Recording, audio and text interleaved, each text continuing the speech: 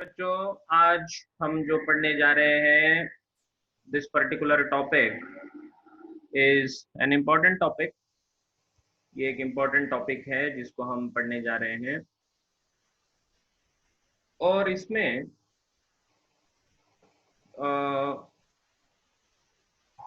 आपको ध्यान ये रखना है कि मैंने जो पहले ट्रिक्स आपको दिए थे वो ट्रिक्स लगाते समय पॉजिटिव निगेटिव का ध्यान रखना जरूरी होता है। So we are studying topic Newton's laws of motion and इसके अंदर हमने अब तक पुली मास सिस्टम को देखा है ना, और उसके इंक्लाइन प्लेन के ऊपर उसको चढ़ा दिया था, उतार दिया था, ये सारे बहुत सारे प्रॉब्लम्स को हमने देखा। ठीक है, अब आज कुछ अलग तरीके के प्रॉब्लम्स को करेंगे। ठीक है, चलो जैसे फॉर एग्जांपल ये एक ऐसा ही सिंपल एग्जांपल दे देता हूं। एक ऐसा चेन है,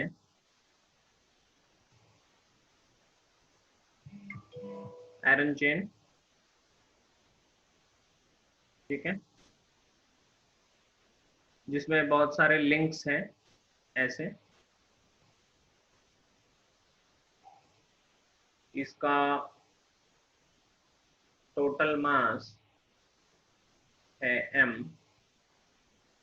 इसका लंबाई लेंथ है l। It is hanging like this, it is hanging from the ceiling. Okay, आपसे पूछा है find the tension at the distance of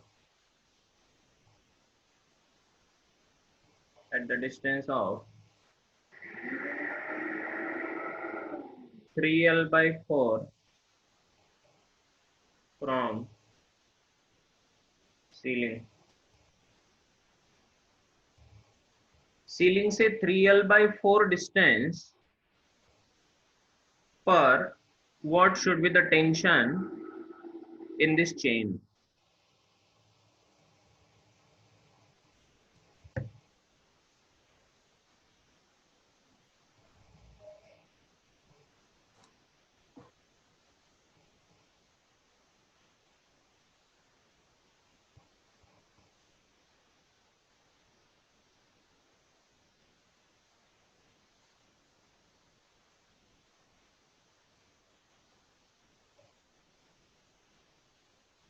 कर सकते हो?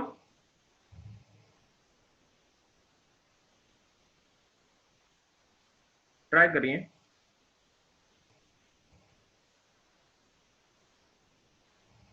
बड़ा आसान सा क्वेश्चन है, बहुत ज्यादा डिफिकल्ट नहीं है। ऐसा लग सकता है कि बहुत डिफिकल्ट है सर, लेकिन कोई डिफिकल्ट नहीं है इसमें, आसान सा प्रॉब्लम है ये। ठीक है, तो चलिए इसको सॉल्व करने के लिए क्या करेंगे हम, जहां पर टेंशन लेना है वहां पर काटना है। मैंने बोला था पहले, ट्रिक क्या है, जहां पर टेंशन हमें चाहिए वहां से चेन को काट दो दो हिस्सों में। तो चलो देखो इसका solution. So let us make two parts, divide the chain in two parts at distance 3l/4। ठीक है, तो इसके दो पार्ट्स बना दो। तो हम लेंगे यहां से 3l/4, मतलब 3/4 है, 3l/4 डिस्टेंस। तो दिस इज मान लो कि यहाँ तक है। ठीक है, 3l/4 डिस्टेंस यहाँ तक है, ऐसा मान लिया हमने। तो अब यहाँ से दो पार्ट्स बनाएंगे इसके, ऊपर वाला एक पार्ट, नीचे वाला एक पार्ट। क्यों भाई? ठीक है, और हमें क्या ढूंढना है, टेंशन। यहाँ पर कितना टेंशन है ये हमें ढूंढना है। तो अब मैं बोलूंगा कि ये जो नीचे वाला पार्ट है इतना, पहले इसको कंसिडर कर लेते हैं। So draw F B D, draw F B D of the lower chain. ठीक है, जो नीचे वाली चेन है उसका एफ बी डी हम ड्रॉ करने जा रहे हैं। तो आइए इसका एफ बी डी ड्रॉ करते हैं। तो ये लोअर वाला जो चेन है, तो लोअर वाले चेन में बेटे इसका लंबाई कितना होगा, कोई बताएगा? L माइनस 3L/4 करना पड़ेगा। हाँ, इसका लंबाई होगा टोटल एल में से 3L/4 को जब माइनस करेंगे तो जो भी मिलेगा, तो कितना मिलेगा, ये क्रॉस मल्टीप्लाई करके 4L L minus by 4. Is L/4, L by 4. Right. Yes, sir. चलो इसके ऊपर कौन से फोर्सेस एक्ट करेंगे, तो इसका खुद का mg नीचे की तरफ m' और ऊपर की तरफ टेंशन जो हमें ढूंढना है। क्या इसमें summation F X equals to mass into acceleration रहेगा? हाँ सर। नहीं रहेगा। कैसे सर? 0 कैसे? क्योंकि समेशन एफ एक्स कुछ एक्सेलरेशन से कहीं जा रहा है क्या? ये कहीं नहीं जा रहा है ना। 0 हाँ सर, यहाँ पे एक्सेलरेशन नहीं है। हाँ सर। एफ एक्स भी 0, एफ वाई भी 0, तो हमें कौन सा पकड़ना है? F Y. बोलो टी, बोलो बोलो बोलो बोलो। T minus mg minus mg equals to 0. m' g should be equals to 0। हाँ, m dash g. इसका मतलब t इक्वल्स टू इसका जो मास है वो है m' इंटू जी। इसका मास कितना होगा? आसान सी बात है, अगर लेंथ l के लिए मास m है तो लेंथ l/4 के लिए मास m/4 नहीं होगा? हाँ सर। सिंपल है, हो गया काम। It is m/4 into G and that is your answer. कितना सिंपल था, समझ में आया?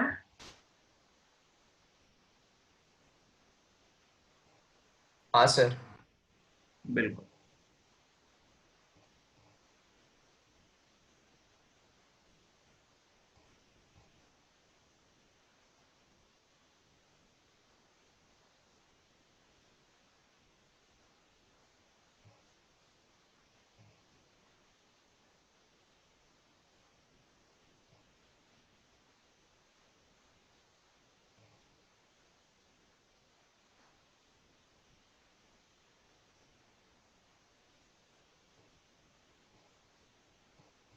तो इस तरह से इन प्रॉब्लम्स को किया जाएगा।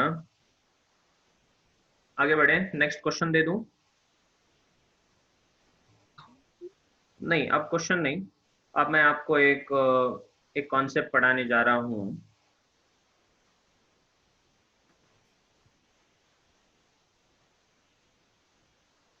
The concept is going to be very important concept.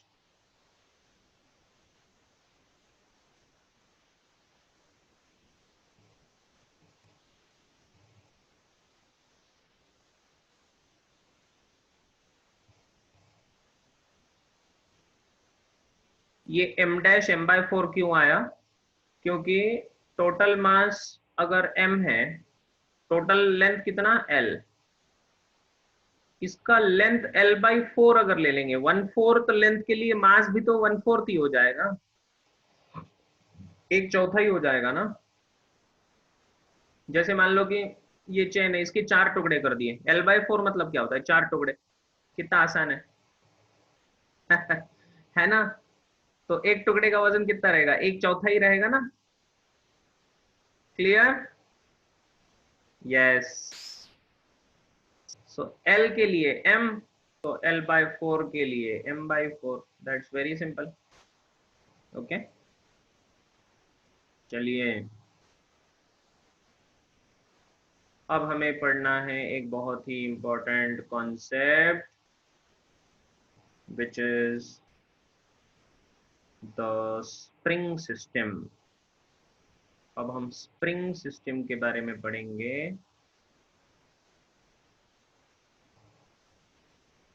Spring system, सब लोग ध्यान दे बेटे। स्प्रिंग्स, हम डेली यूज में स्प्रिंग्स को यूज करते हैं, है ना।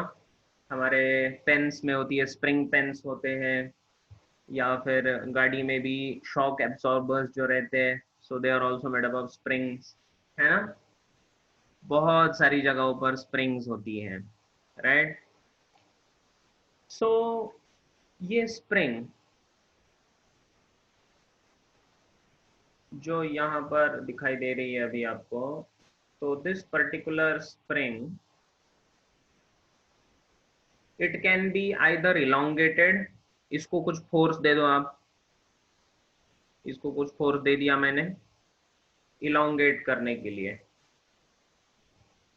एक्सटेंड करने के लिए, ठीक है। इसको इलोंगेट करने के लिए अगर मैंने कोई फोर्स दे दिया मान लो, तो फोर्स के कारण क्या होगा, ये स्प्रिंग खींची जाएगी, इलोंगेट होगी। जब ये इलोंगेट होगी प्यारे बच्चों, ऐसे खींची जाएगी ये स्प्रिंग,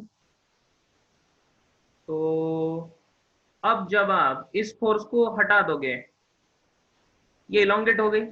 इलोंगेट होने के बाद जब आपने फोर्स को हटा दिया, आपने छोड़ दिया, इसको पकड़कर खींचा और छोड़ दिया, यहां से छोड़ने के बाद क्या होगा स्प्रिंग के साथ, ये वापस अपने ओरिजिनल पोजीशन पर वापस आएगी, ये अपने ओरिजिनल शेप और साइज को रिगेन कर लेगी, है ना। It regains, it regains its original shape, ये अपना ओरिजिनल शेप को रीगेन कर लेगी, फिर से गेन कर लेगी, है ना। तो ये जो प्रॉपर्टी है, इस प्रॉपर्टी को हम कहते हैं इलास्टिसिटी। क्या कहते हैं इसको,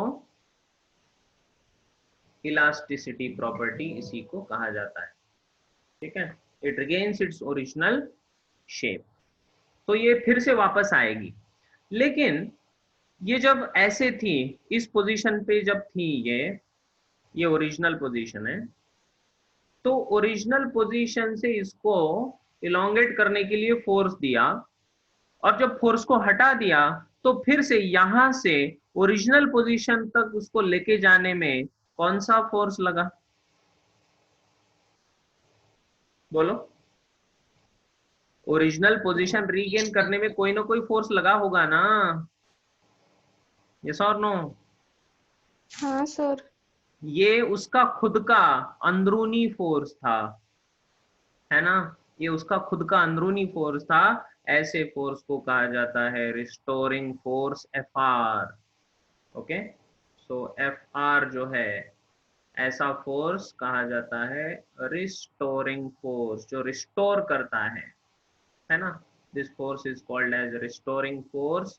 ये जो रिस्टोरिंग फोर्स होता है, ये इंटरनल फोर्स है उसका, ये उसका इंटरनल फोर्स है। इसी को इलास्टिक फोर्स भी कहा जाता है, इसी को इलास्टिक फोर्स भी कहा जाता है प्यारे बच्चों। तो ये रिस्टोरिंग फोर्स क्या करेगा, रिस्टोरिंग फोर्स उसको इस जगह से वापस अपनी ओरिजिनल पोजीशन तक लेके आने में मदद करेगा, जिसका नाम है restoring force. F are is nothing but restoring force which is setup inside the spring. वो उसका अंदरूनी इंटरनल फोर्स था, वो जो सेटअप हो गया था ड्यू टू एक्सटर्नल फोर्स। तो ये देखा गया कि restoring force is always in the opposite direction. Fr is in the opposite direction, is in the opposite direction of displacement. ये डिस्प्लेसमेंट के अपोजिट डायरेक्शन में था। क्यों, क्योंकि देखो ना, इसका डिस्प्लेसमेंट किधर हुआ था, यहां से लेकर यहाँ तक इसका डिस्प्लेसमेंट हुआ था x, इस दिशा में हुआ था ये डिस्प्लेसमेंट, और रिस्टोरिंग फोर्स किधर सेटअप हुआ? In the opposite direction to the displacement. अब ये फेनोमेनॉन जैसे आप जैसे रामायण देखते थे, है ना, तो उसमें होता है ऐसे धनुष बाण होता है ना भाई, ये है आपका धनुष बाण। चलिए युद्ध करते हैं। ओके, इसको लगा दिया हमने एक बाण, इसको एक बाण लगा दिया हमने। ठीक है, अब हमने इसको थोड़ा सा खींचा पीछे बेटे, अगर हमने इसको थोड़ा सा खींचा तो ये बाण थोड़ा सा आगे जाके गिर जाएगा, यस और नो, है ना? हाँ सर। तो क्या इसमें भी रिस्टोरिंग फोर्स एक्ट हो रहा है? हाँ, इसमें भी कौन सा फोर्स हाँ एक्ट सर। हो रहा है? रिस्टोरिंग फोर्स ही एक्ट हो रहा है। हम इसको जितना ज्यादा खींचेंगे पीछे की तरफ, उतना ही ये बाण आगे जाएगा। क्यों भाई, यस और नो? Yes sir. इस रस्सी को जितना ज्यादा पीछे खींचेंगे, यहां से ऐसे अगर खींच के हमने बाण को यहां से रिलीज कर दिया, तो ये उतना ज्यादा आगे जाके गिर जाएगा। इसका मतलब जितना ज्यादा फोर्स आप यहां पर दोगे, उतना ज्यादा फोर्स बाण पे लगेगा। वही यहां पर चीज होता है, आपने जितना ज्यादा डिस्प्लेसमेंट कर लिया, उतना ही ज्यादा रिस्टोरिंग फोर्स इसमें सेटअप होता है। इसलिए यहां पर ये देखा गया, it was observe that the restoring force Fr is directly proportional to x, और ये जितना ज्यादा डिस्प्लेसमेंट करेगा उतना ज्यादा रिस्टोरिंग फोर्स होगा। क्यों भाई, ये समझ में आया सबके? Restoring force is directly proportional to X, जितना ज्यादा डिस्प्लेसमेंट उतना ज्यादा रिस्टोरिंग फोर्स, सिंपल सी बात है। और यहां पर लिखना पड़ेगा माइनस, ये माइनस साइन इंडिकेट करता है डायरेक्शन को, कि F R is in the opposite direction of the displacement, और इसलिए हमने लिख दिया माइनस ऑफ एक्स। और यहाँ पर जो प्रोपोर्शनैलिटी कांस्टेंट हम लिखते हैं, so we will write that Fr must be equals to a proportionality constant here is k into x, और ये जो प्रोपोर्शनैलिटी कांस्टेंट यहाँ पर लिखा हमने दोनों को इक्वेट करने के लिए, this proportionality constant is called as spring constant, इसको स्प्रिंग कांस्टेंट कहा जाता है। Is it clear? Okay, yes sir. Sir इसकी वैल्यू फिक्स है या फिर अलग अलग रहती है? इसी को फोर्स कांस्टेंट भी कहा जाता है। इसका जो वैल्यू होता है, this value depends upon the given spring, इस स्प्रिंग की प्रॉपर्टीज के ऊपर डिपेंड करेगा। ये स्प्रिंग अगर बहुत मोटी है तो ये k का वैल्यू कुछ अलग रहेगा, ये स्प्रिंग अगर बहुत पतली है तो k का वैल्यू अलग रहेगा। So value of k depends on the nature of the spring. तो यहां पर मैं लिख देता हूं वैल्यू ऑफ k, क्योंकि ये स्प्रिंग कांस्टेंट है, सो इसका value of k depends on shape, size and nature of spring, completely spring के ऊपर ही ये डिपेंड करेगा।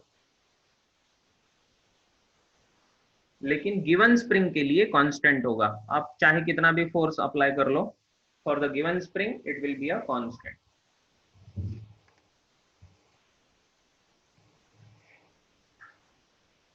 लिख लो फटाफट।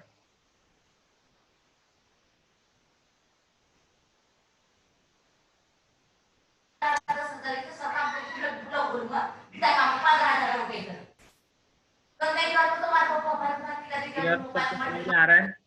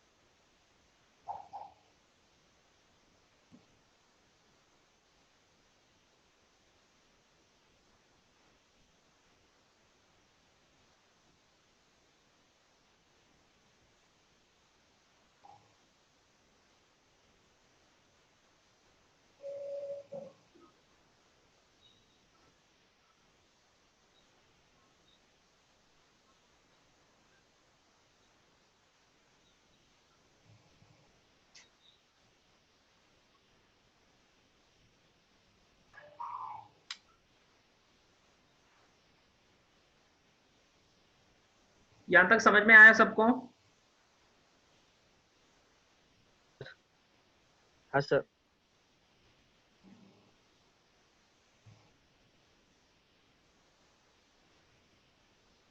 इसमें और एक चीज नोट करना पड़ेगा हमें कि इसमें जो एफआर सेटअप होता है, restoring force is set up equal to external force, F external। बाहर से हमने जितना फोर्स दिया था तो उतना ही रिस्टोरिंग फोर्स इसमें प्रोड्यूस हो जाता है, ठीक है।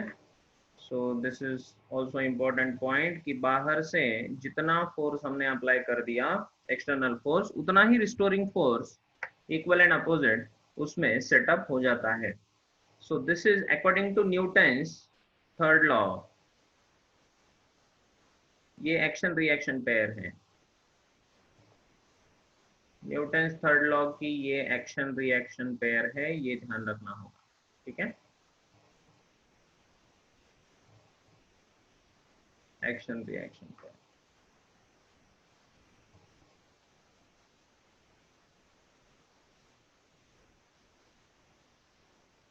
क्लियर?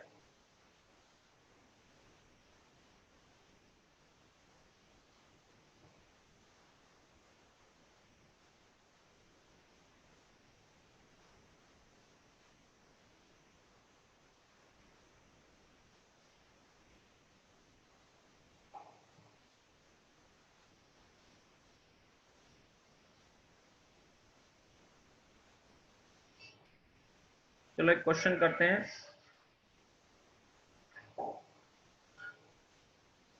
एक सीलिंग है, इससे एक स्प्रिंग लटक रही है,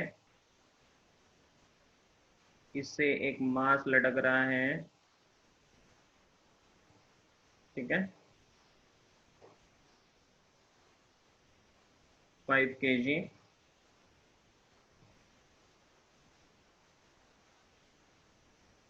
K इक्वल्स टू है 100, ओके, न्यूटन पर metre.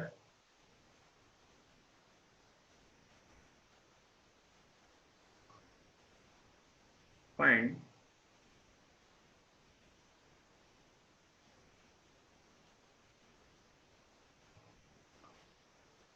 elongation produced in the spring।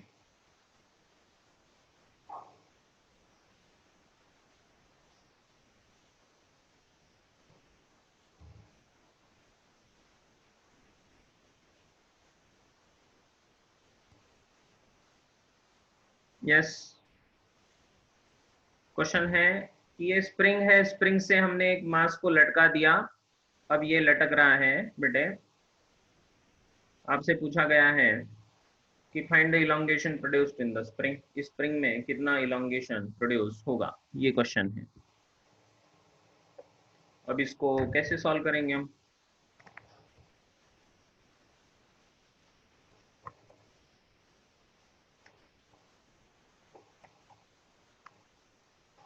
कोई बता सकता है कैसे करेंगे इसको?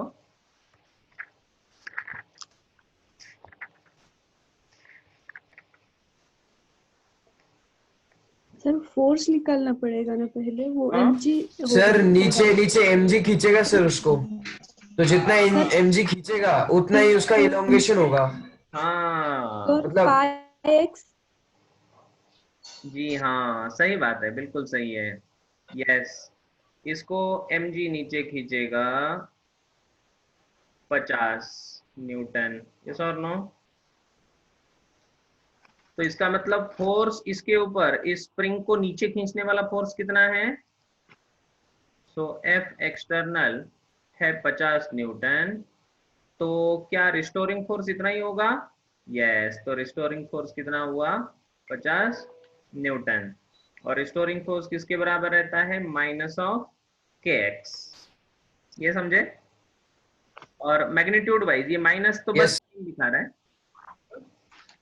तो ये बन जाएगा 50 इक्वल्स टू के का वैल्यू कितना है? 100 into x, and therefore x equals to 50 by 100, which is 0.5. Clear?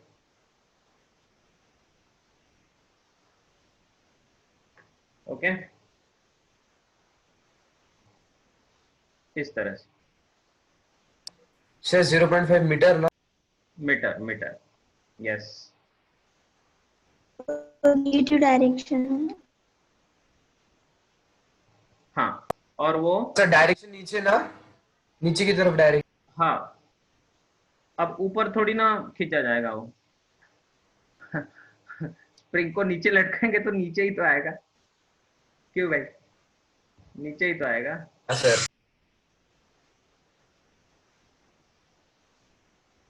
Great.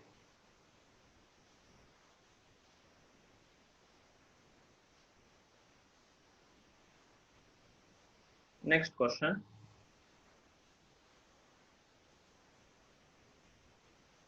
देखिए कैसा क्वेश्चन है।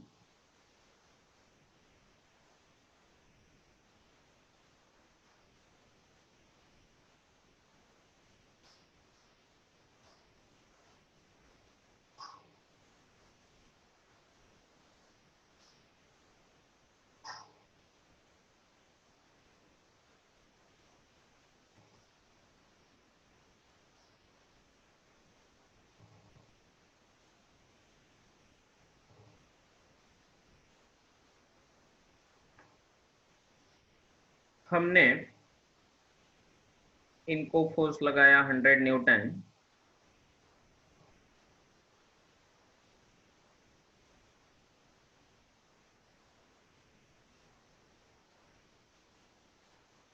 आपसे पूछा है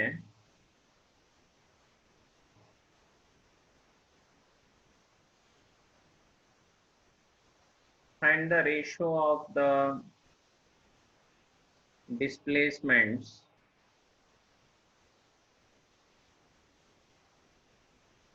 produced in two springs.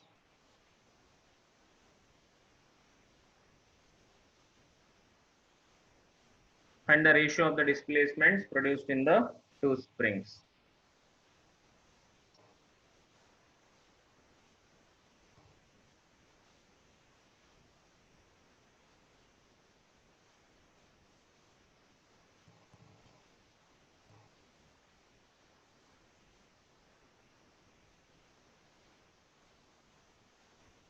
Question को ध्यान से देखिए। इस क्वेश्चन में हमें बताया गया है प्यारे बच्चों कि दो स्प्रिंग्स है। एक का स्प्रिंग कांस्टेंट दिया है 50, दूसरे का स्प्रिंग कांस्टेंट दिया है 100। और आपको करना क्या है? आपको बोला गया है इसको हमने फोर्स लगा दिया 100 न्यूटन। तो find the ratio of the displacements. इसमें डिस्प्लेसमेंट कितना हुआ और इसमें डिस्प्लेसमेंट कितना हुआ, इनका रेशो आपको ढूंढने को बोला गया है दोनों में। तो क्या हम इसको कर पाएंगे? तो आइए देखते हैं कि इसको हमें कैसे करना है। देखिए, ध्यान दीजिए। सबसे पहले ऐसा मान लेते हैं कि ये पहले स्प्रिंग में डिस्प्लेसमेंट हुआ मान लो x1 और इसमें डिस्प्लेसमेंट हुआ x2, ऐसा मान लेते हैं। ये दोनों स्प्रिंग के बीच में यहाँ पर मान लो कि टेंशन जो आया वो टेंशन है T, ठीक है। अब let us draw the free body diagram of first spring। पहले स्प्रिंग का फ्री बॉडी डायग्राम ड्रॉ करेंगे। आइए मेरे साथ। सबसे पहले स्प्रिंग को अगर देखा जाए तो इसको फोर्स लग रहा है T, तो इसमें रिस्टोरिंग फोर्स कितना लगेगा?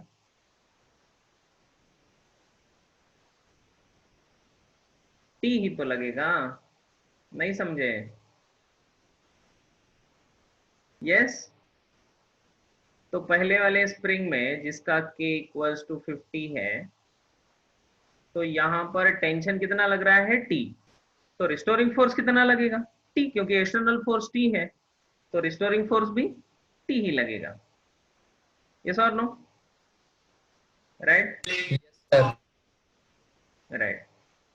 अब इसका restoring force Fr equals to इसका माइनस ऑफ kx, या फिर मैग्नीट्यूड वाइज बस देखे तो kx, ठीक है।